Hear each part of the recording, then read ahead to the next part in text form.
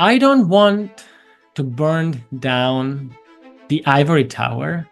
I don't want to throw stones on the roof of the temple of science. Or maybe if I do, I'm doing it so that when the storm comes, the roof won't fly away and it will be a disaster.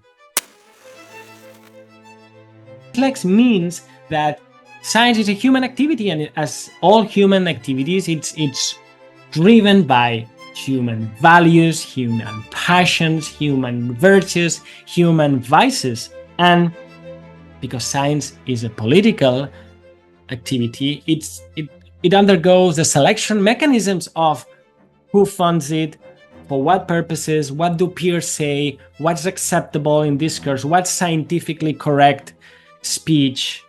And therefore, sadly and understandably so, a lot of what scientists do is not so much pursue that thing we used to call truth, but more pursue their own careers.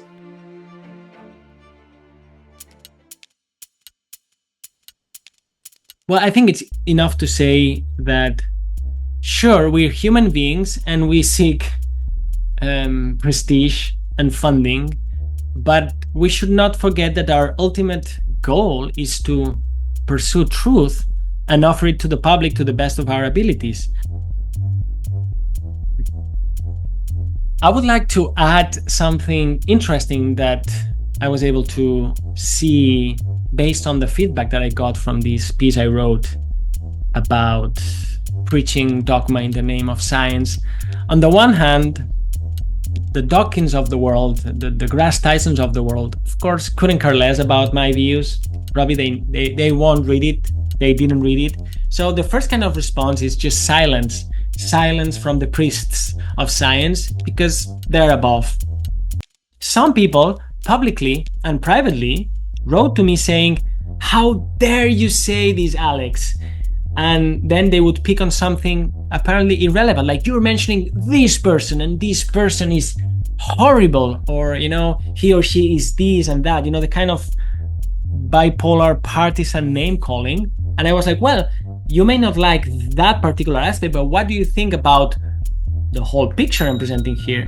And they were like, forget about that. And even I'm not talking to you anymore, Alex. And these are people I knew, people I've even met in person, people whose work I appreciate, I admire.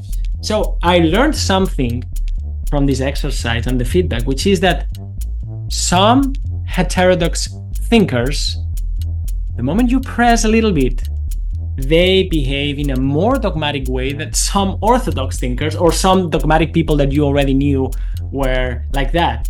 And this tells us how difficult it is to be at the edges, at the frontiers, without overshooting or just retreating the very same moment that your virtuous heterodox thinking is challenged a little bit, and then you become one of the dogmatic orthodox people you were pretending to be different from. We need to continue doing our empirical work and our theoretical work, but just have a sense for the real life of science sociology. All right, take care.